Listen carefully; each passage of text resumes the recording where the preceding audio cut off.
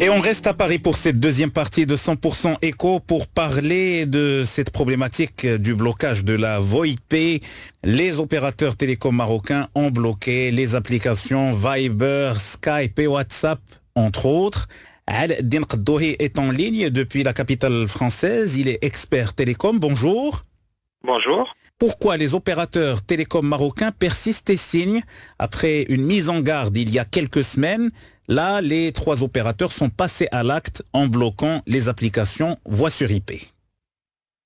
Alors le pourquoi, il n'a pas été dit officiellement, mais tout le monde s'en doute un petit peu.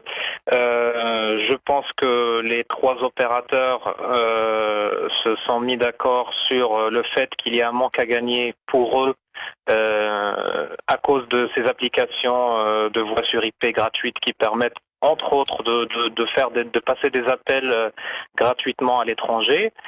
Et probablement, ils ont peut-être fait pression ou demandé à la NRT de les supporter dans leur démarche en émettant une décision interdisant l'utilisation de la voix sur IP.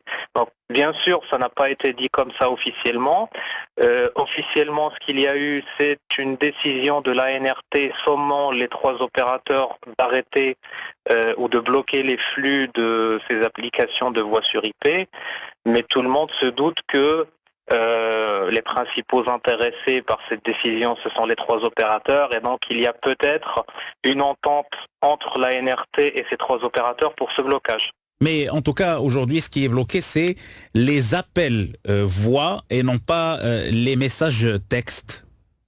Oui, exactement. Donc c'est les appels voix. C'est d'ailleurs ces appels voix qui portent le plus d'impact sur les trois opérateurs, puisqu'ils permettent, comme je disais, d'effectuer des appels internationaux gratuitement via ces applications. Pour revenir à ce que dit la loi, quel est votre avis sur cette décision de l'ANRT qui date de l'année 2004 et qui précise, je cite, que l'exploitation commerciale de la voix sur IP ne peut se faire que par les opérateurs télécoms détenteurs d'une licence. En dehors de cela, l'exploitation est interdite et punie par la loi. Fin de citation. Alors, pour que les choses soient claires, moi je ne suis pas juriste, donc je donne mon point de vue en tant que, d'abord en tant qu'utilisateur et aussi de par ma connaissance technique du domaine. Oui. Quand la NRT dit que l'exploitation commerciale d'un réseau téléphonique ou d'un réseau de communication est interdite, moi je dis que Skype, Viber ou WhatsApp ne font pas d'exploitation commerciale de ces lignes téléphoniques. Eux utilisent des lignes Internet déjà établies. Donc vous, chez vous, quand vous surfez sur le web, quand vous regardez des vidéos, quand vous passez des appels, vous le faites sur la ligne Internet que vous payez déjà. Donc l'exploitation commerciale n'est pas faite par Skype, mais par l'opérateur qui vous fournit votre ligne. Et donc ce justificatif ne tient pas, parce que vous, quand vous émettez ou recevez des appels Skype, vous ne payez pas Skype.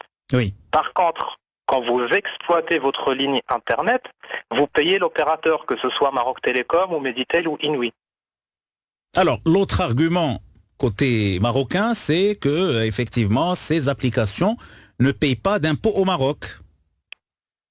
Alors là, je pense que en fait, c'est une tentative d'un peu de sortir du sujet, parce que si on parle de paiement d'impôts, alors à ce moment-là, il faudra peut-être bloquer Facebook, bloquer YouTube, bloquer Google, qui sont toutes des sociétés utilisées par les Marocains et qui ne payent pas d'impôts au Maroc. Donc là, on arrive à un autre niveau et je pense qu'on sort du sujet, parce que on va dire que Skype ne paye pas des impôts et donc n'a pas le droit de fournir ses services gratuits aux Marocains. Que la NRT fasse appel à Microsoft, qui a ses bureaux au Maroc et qui sont maintenant détenteurs de Skype, qu'ils s'arrangent avec eux, qu'ils ne fassent pas subir cela aux consommateurs marocains. qu'ils appellent, je sais pas, qu'ils appellent Google, qui propose aussi une application d'appel qui propose l'application Hangout, qui permet de faire la même chose, et donc qui s'arrange avec eux. Mais le fait de faire subir cela aux consommateurs n'a pas de sens. Et le fait de dire que c'est parce que ces sociétés ne payent pas d'impôts au Maroc qu'on va bloquer tous leurs services, imaginez un peu ce que cela voudra dire demain. Ça veut dire que demain, la NRT pourra bloquer n'importe quel site, n'importe quel service, en s'appuyant sur ce motif-là. Et je pense que là, il y a une atteinte grave, que ce soit aux libertés ou aux droits du consommateur. Vous allez très loin dans la réflexion puisque vous dites que ce blocage en lui-même est illégal. Dans le sens, alors, le titre est provocateur. Je dis que ce blocage est illégal parce que les arguments ne tiennent pas la route. Donc, à partir du moment que l'ANRT s'appuie sur des lois et des décisions dans lesquelles c'est la téléphonie sur IP qui est visée, et j'ai précisé dans un article la différence entre la téléphonie sur IP et la voix sur IP.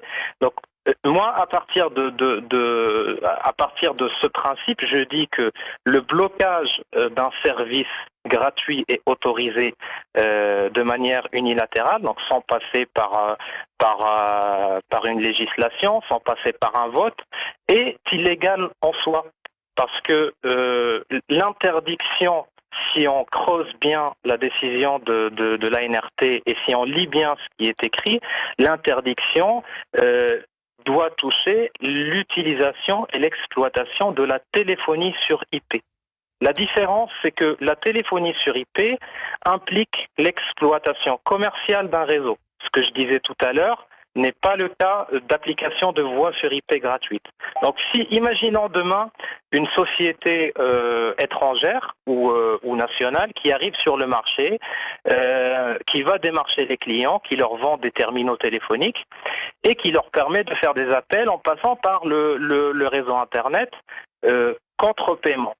À ce moment-là, à la limite, l'ANRT peut interdire cette société d'exploiter de cette manière le réseau téléphonique, parce qu'ils sont en train de vendre un service sans avoir l'autorisation.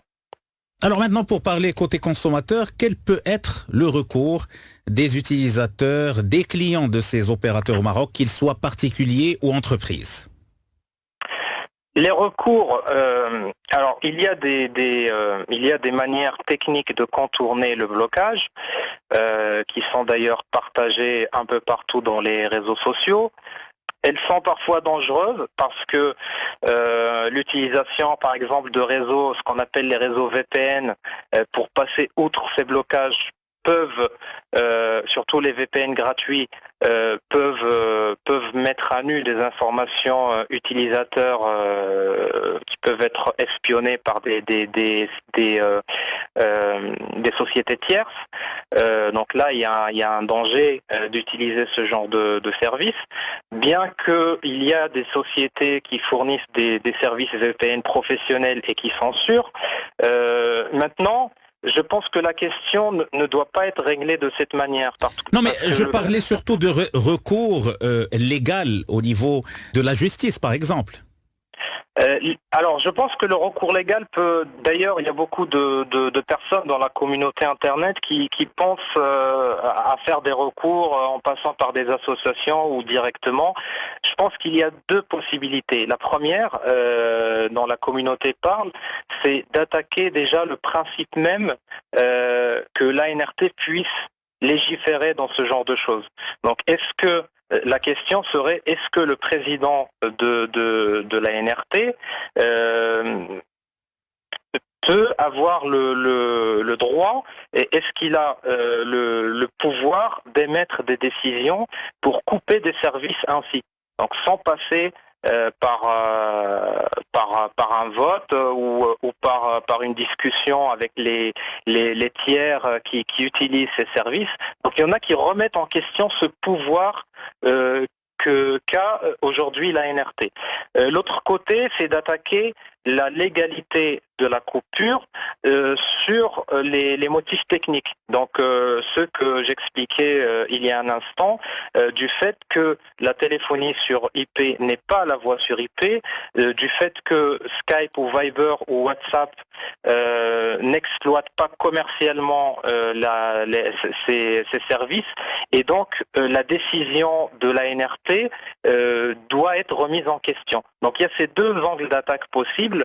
Des Marocains sont en train de s'organiser pour essayer de porter plainte, de porter l'affaire en justice, ne serait-ce que pour que ça soit une première et une dernière de ce genre, donc de ce que beaucoup de Marocains estiment comme un abus de pouvoir, de censurer des services ou de les couper de cette manière. Et puis il y a d'autres qui disent que tout simplement on ne peut pas permettre l'utilisation d'un service antérieurement et puis le couper d'un seul coup et priver les utilisateurs de ce service qu'ils se sont appropriés quelque part.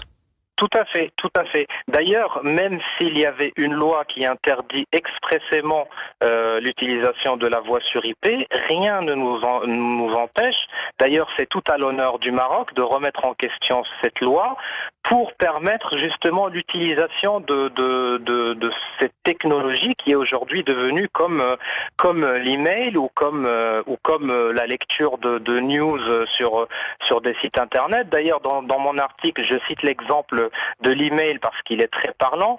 Imaginez aujourd'hui que la NRT ou qu'un autre organe de l'État nous interdise l'utilisation d'email parce qu'on ne paye pas de timbre pour envoyer les messages. Donc, c'est un non-sens, mais c'est pour expliquer aux gens que ce genre de décision ne doit pas être pris à la légère parce que c'est une atteinte grave aux libertés, mais aussi à l'industrie marocaine. Parce que dans la décision de la NRT parle d'un préjudice que subissent les trois opérateurs. D'accord, mais si on évaluait le préjudice que vont subir maintenant nombreuses sociétés, des PME...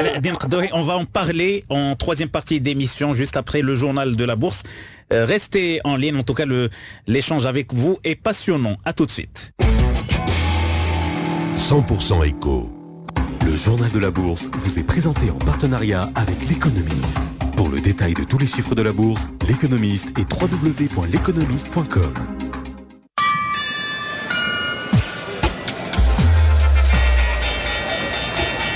Bonjour Aja. Bonjour Hafez. Une journée dans le vert à la bourse de Casablanca. Le Mazi a augmenté de 0,22%, le Madex s'est apprécié de 0,23%. Le volume des transactions n'a pas dépassé les 56 millions de dirhams uniquement sur le marché central. Et les plus fortes hausses du jour? Alors Microdata qui gagne 5,93%, suivi par Timar qui s'apprécie de 5,90% et Salafine plus 5,27%. Du côté des plus fortes baisses, l'industrie en prend un coup. Stroke Industrie qui perd 6%, Jet Contractors qui se déprécie de 5,56% et le titre Stockvis Nord-Afrique qui perd 3,83%. Merci Aja. Le journal de la bourse vous est présenté en partenariat avec l'Économiste. Pour le détail de tous les chiffres de la bourse, l'Économiste est www.l'économiste.com. 100% éco. Hafid El Djaï. Troisième et dernière partie de 100% éco avec Din Kaddohi, expert télécom. Il est en ligne depuis Paris pour éclairer nos lanternes par rapport au blocage de la voix sur IP au Maroc par les trois opérateurs télécoms. On parle des applications principales, c'est-à-dire Viber, Skype, WhatsApp. Alors, Din Kaddohi, vous parliez du préjudice subi par les opérateurs. Avant de parler du préjudice subi par les utilisateurs, entreprises et particuliers, pour les opérateurs, est-ce que ce n'est pas là un acte dangereux qui pourrait justement déstabiliser leur modèle économique, parce qu'on parle quand même de la data de ces connexions Internet qui pourraient péricliter à cause de cette décision, puisque les utilisateurs pourraient mener des représailles contre ces opérateurs et les boycotter quelque part, à savoir qu'aujourd'hui, la minute de communication ne coûte que 30 centimes et que le premier levier de croissance est la data et Internet. Alors, tout à fait. Les trois opérateurs vont sûrement subir, comme on dit, le courroux des consommateurs, dans le sens où aujourd'hui, je pense que c'est la première fois où ils se sont entendus pour couper un service. Il est déjà arrivé que un des opérateurs censure un site ou coupe un service et que les utilisateurs, enfin à ce moment-là, les utilisateurs avaient le choix de passer chez un autre opérateur et donc il y avait un seul qui subissait un peu cette colère. Aujourd'hui, les trois opérateurs se sont entendus en quelque sorte, c'est comme s'ils prenaient en otage le consommateur marocain. Et Vous donc, parlez de quel blocage historiquement? Google Earth? alors, il y a eu Google Earth, il y a eu des coupures de temps en temps de Skype par un des trois opérateurs. Il y a eu des censures des fois sur YouTube. Donc, ce genre de choses qui a fait que d'ailleurs, il y a eu des pétitions, il y a eu une mobilisation, mais c'était pas d'une si grande ampleur. Et D'ailleurs, ce n'était pas à cause d'un préjudice commercial, mais c'était plus de la censure par rapport du contenu, etc. Voilà, c'était plus c'était plus par militantisme pour défendre les libertés, pour empêcher les opérateurs de censurer des services qui sont censés être accessibles à tous. Donc il y a eu des précédents, mais c'était à des échelles très limitées. Aujourd'hui, les trois opérateurs imaginent qu'ils prennent les consommateurs en otage en se mettant d'accord sur ce blocage, ou alors en tout cas en s'entendant avec la NRT sur ce blocage. Mais comme vous le savez, le Marocain est un être très inventif. Alors aujourd'hui, j'ai lu des propositions sur Facebook de Marocains qui proposaient de sacrifier l'un des trois opérateurs. C'est-à-dire, eux, ils se sont entendus de nous couper le service. Nous, on va s'entendre à tous quitter un des trois opérateurs, oui, jusqu'à ce qu'ils remettent en place le service, ou jusqu'à en tout cas de venir discuter et de trouver une solution. Alors, c'est pour ça qu'il ne faut pas entrer dans ce mode de bras de fer entre le consommateur et les trois opérateurs, parce que tout le monde s'en retrouvera perdant. Donc je pense qu'il serait intelligent de par la NRT et de la part des trois opérateurs, déjà de revenir sur cette décision parce qu'elle n'a aucun sens, et d'autre part d'éviter ce genre de censure parce que ça porte un coup au moral déjà, à l'industrie, et aussi ça donne une très très mauvaise image au Maroc. D'ailleurs, je vais citer une anecdote si vous permettez, oui, de 2 petites secondes.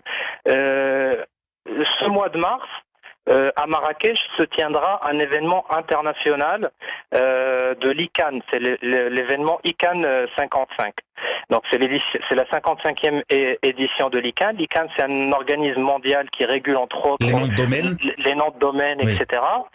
Aujourd'hui, cette année, c'est l'ANRT qui va être hôte de cet événement. Oui.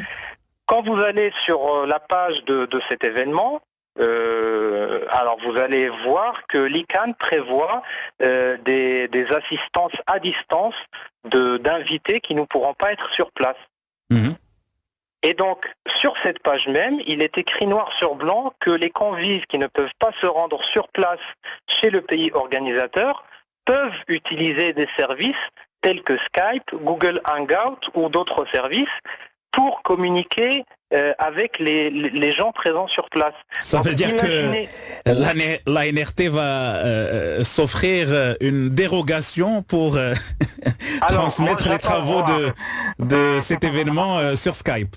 Justement, c'est intéressant parce que moi j'attends voir comment l'ANRT va réagir à cet événement-là. Est-ce qu'ils vont maintenir la censure? Alors moi, j'aimerais bien que si l'ANRT persiste et signe sur cette coupure, qu'ils y aillent jusqu'au bout. Oui. Et donc qu'ils disent à l'ICANN que nous, on ne va pas ouvrir les flux de la voix sur IP pendant l'événement parce qu'on les a coupés et puis c'est tout. Donc qu'on donne au moins l'image l'image que veulent véhiculer ces opérateurs au monde entier et qu'on laisse le monde juger.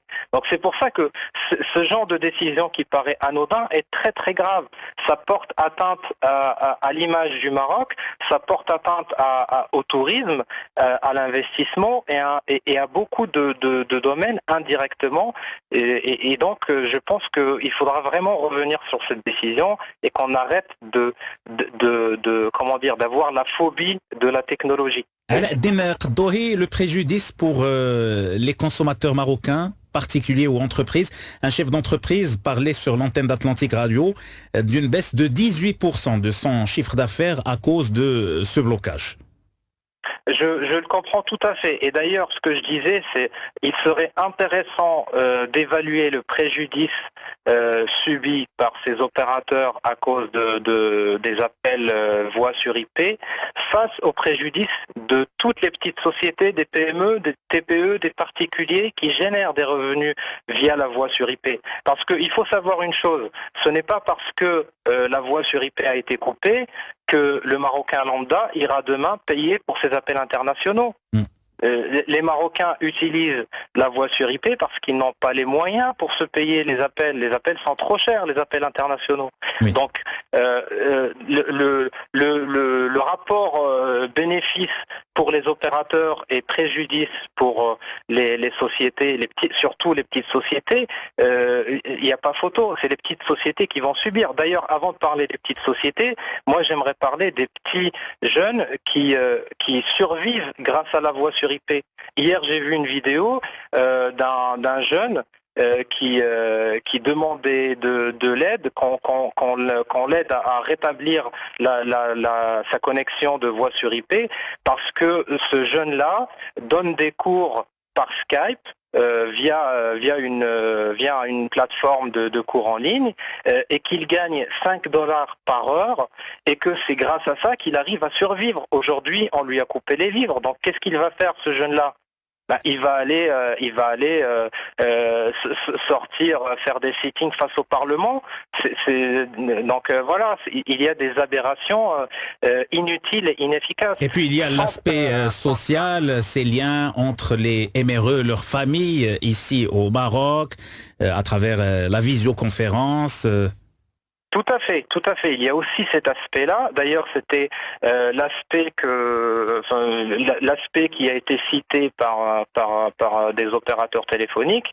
En essayant, moi je pense qu'ils ont mis en avant cet aspect-là pour dire que finalement le seul impact c'est juste des personnes qui appelaient leur famille et qu'on va leur trouver des solutions et puis c'est tout. Non, non, c'est pas juste ça. Il y a cet aspect-là, le lien social, il y a le préjudice commercial énorme, il y a énormément de TPE et de PME qui s'appuient sur la voix sur IP pour fournir du service, pour négocier des contrats. Il y a des étudiants qui passent leurs entretiens pour accéder aux écoles, aux grandes écoles à l'international via Skype. Il y a des étudiants et des stagiaires qui cherchent leur futur emploi ou leur futur stage en passant des entretiens via Skype. Aujourd'hui, couper Skype ou d'autres applications de voix sur IP d'ailleurs, revient à couper l'email ou à couper Internet tout court. Donc voilà, ça n'a pas de sens, c'est contre-productif et je répète, ça porte une atteinte grave à l'image du Maroc. Alors il y a d'autres applications aussi qui sont disponibles, similaires à WhatsApp, Viber, qu'on peut télécharger, utiliser et continuer à bénéficier de ces services. Mais si par exemple une entreprise qui fait de la visioconférence pour des conf calls avec la maison mère à l'étranger, etc., veut se conformer à la loi et avoir ce service, est-ce que les opérateurs télécoms marocains offrent des services payants de visioconférence ? Je ne sais pas ce que offrent les opérateurs marocains. Je pense que oui. Maintenant, je sais que les sociétés présentes au Maroc et qui ont des sociétés mères en France ont leur réseau privé. Alors moi, je travaille chez un opérateur français qui a une sorte de filiale au Maroc et qui ont leur réseau privé, donc ils n'attendent pas l'achat de services des opérateurs marocains. Oui. Pour plusieurs raisons, dont la confidentialité, dont plusieurs autres raisons, que ce soit de sécurité ou justement pour ne pas subir ce genre de coupure aléatoire. Donc en général, les grandes sociétés ont leur réseau privé et ont leurs alternatives pour ne pas passer par les réseaux classiques, on va dire. C'est pour ça que le préjudice, c'est surtout les petits qui le subissent. En 2 jours, les 3 opérateurs marocains ont perdu plusieurs centaines de milliers de mentions j'aime sur leur page officielle Facebook. Est-ce que ça peut être là aussi un moyen de pression sur ces opérateurs, ces dislikes en masse? Je pense que oui, parce que aujourd'hui, il n'y a pas besoin d'expliquer encore l'impact que peut avoir Facebook sur l'opinion publique, surtout après ce qu'on a eu dans différents pays, allant de la simple protestation jusqu'à des révolutions. Donc on sait très bien que les réseaux sociaux ont un certain impact qui peut être énorme. Moi, je suis favorable à toute action. Je ne fais pas de différence entre celui qui dislike, celui qui communique, celui qui porte l'affaire au tribunal. Chacun fait des actions comme il peut. Là, il y a eu une entente des Marocains et c'était extraordinaire parce qu'on voyait les compteurs de dislike avancer de plusieurs dizaines par seconde au début de la mobilisation. Donc, ça porte un message. Là, c'est clair que les 3 opérateurs ont reçu le message. Donc les Marocains ont commencé par ça. Il y a une partie de ceux qui se sont engagés à faire ce premier pas qui est le dislike, tout le travail qu'ils ont fait pendant des mois, peut-être des années pour redorer leurs images, est en train de partir en fumée à cause d'une décision stupide. Aladdin Qaddohi, expert télécom, merci pour votre disponibilité. Vous étiez en ligne depuis Paris. À bientôt. Je vous en prie, à bientôt.